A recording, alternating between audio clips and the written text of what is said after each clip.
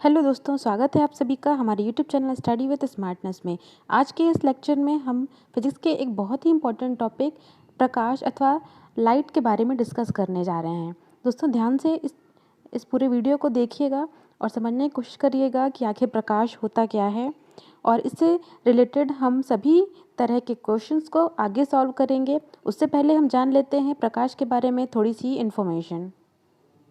प्रकाश ना हो तो हम वस्तुओं को देख नहीं सकते हैं। हमें देखने की जो सामर्थ्य होती है वो प्रकाश के माध्यम से ही प्राप्त होती है। यदि प्रकाश ना हो तो हम वस्तुओं को देख नहीं सकते हैं।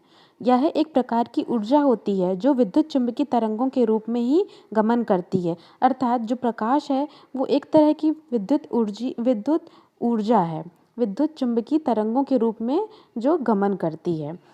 अर्थात यह एक प्रकार की ऊर्जा है जो विद्युत चुम्बकीय तरंगों के रूप में गमन करती है।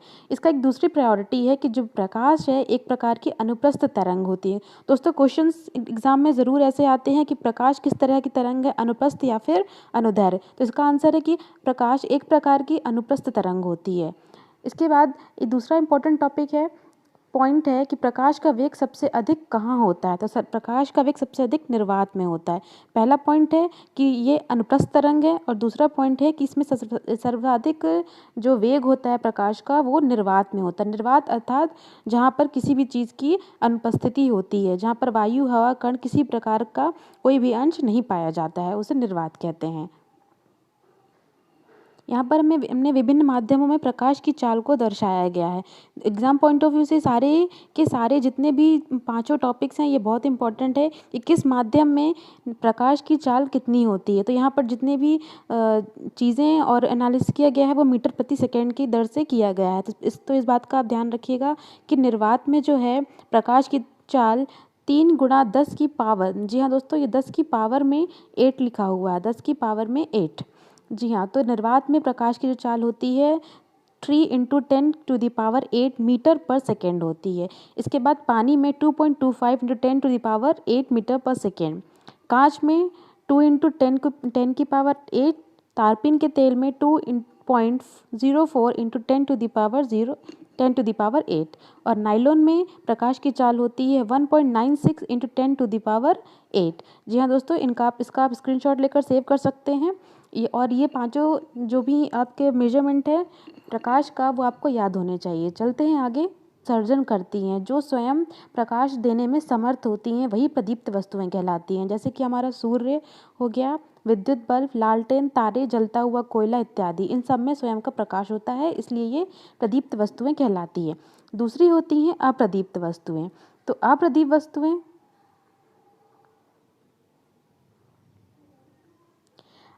वस्तुएं स्वयं के प्रकाश से प्रकाशित न होकर दूसरों के प्रकाश से प्रकाशित होती हैं।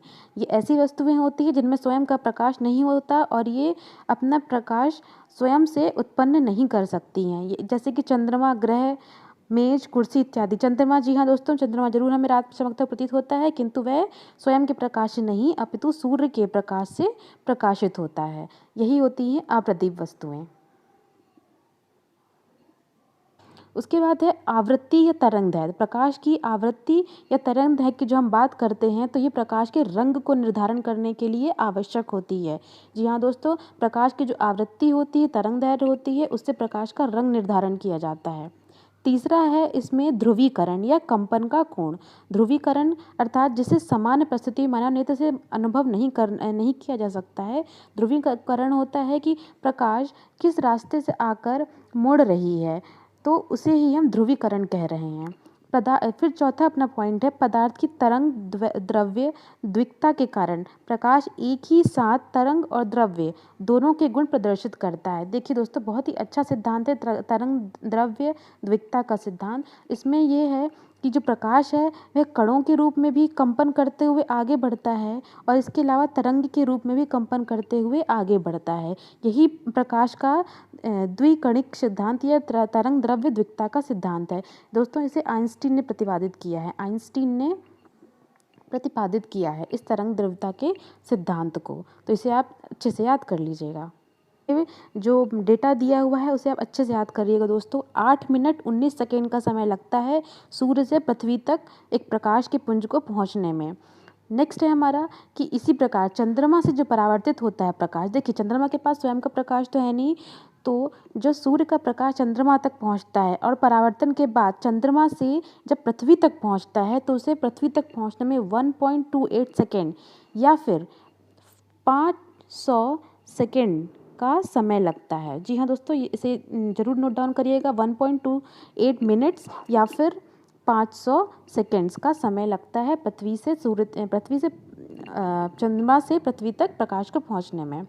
नेक्स्ट पॉइंट है हमारा प्रकाश का विद्युत चुंबकीय तरंग सिद्धांत। प्रकाश के केवल कुछ गुणों की ही व्याख्या कर पाता है, जैसे कि प्रकाश का परावर्तन, अपवर्तन, सीधी रेखा में चलना, विवर्तन, व्यतिकरण अथवा ध्रुवण। देखिए दोस्तों, ये जो भी प्रॉपर्टीज़ दी हुई हैं प्रकाश की, ये प्रकाश के विद्युत चुंबकीय तरंग सिद्धांत के आधार पर हमें उल्लेखित मिलती हैं या इसकी व्याख्या करनी मिलती है।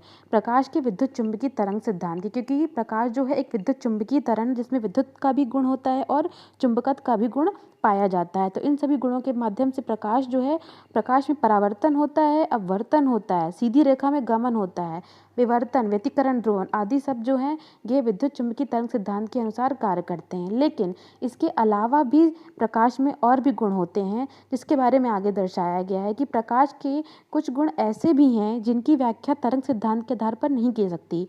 तरंग सिद्धांत के आधार पर इनकी व्याख्या नहीं की सकती। ये गुण है प्रकाश का विद्युत प्रभाव और क्रॉम्पटन प्रभाव। ये दो प्रभाव ऐसे हैं जिसमें प्रकाश के बारे में जो व्याख्या तरंग सिद्धांत के आधार पर दी जाती है वो विद्युत प्रभाव और क्रॉम्पटन प्रभाव को प्रदर्शित नहीं करती है। इसके लिए आइंस्टीन द्वारा प्रतिपादित प्रकाश की फोटॉन सिद्धांत द्वारा इसकी व्याख्या की जाती है।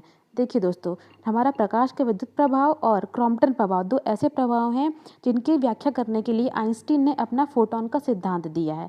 तो फोटॉन क्या होते हैं देख लेते हैं। इस सिद्धांत के अनुसार प्रकाश ऊर्जा के छोटे छोटे बंडलों के रूप में चलता है, जिसे हम फोटॉन कहते हैं। प्रकाश जो होता है छोटे छोटे पैकेट्स होते हैं ऊर्जा के या बंडल्स होते हैं, इनके रूप में वो इस तरह से गमन करता है। तो यही जो छोटे छोटे पैकेट्स हैं, बंडल हैं, इन्हें हम फोटॉन कहते हैं। एग्जाम पॉइंट ऑफ व्यू से इंपॉर्टेंट है दोस्तों कि छोटे छोटे ऊर्जा के जो पैकेट्स होते हैं, बंडलों को होते हैं, उन्हें हम क्या कहते हैं, तो उन्हें हम फोटॉन कहते हैं।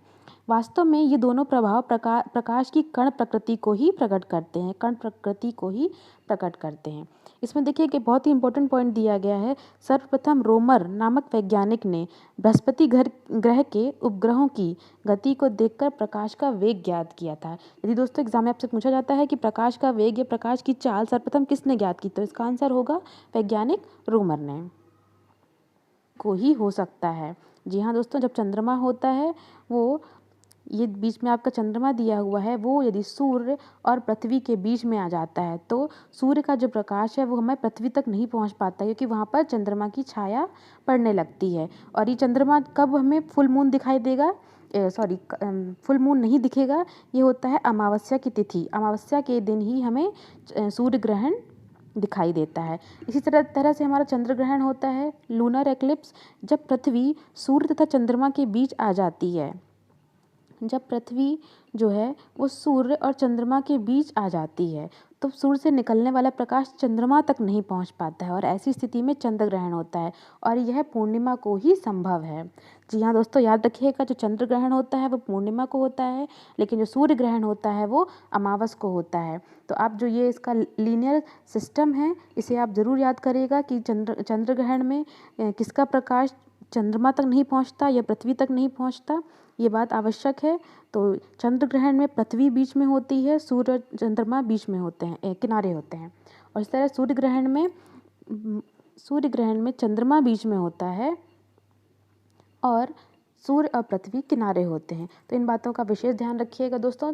आज का वीडियो यहीं पर ख़त्म करते हैं। अगले वीडियो में मिलेंगे प्रकाश से संबंधित उसके गुण प्रवृत्ति की ओर और भी अच्छी जानकारी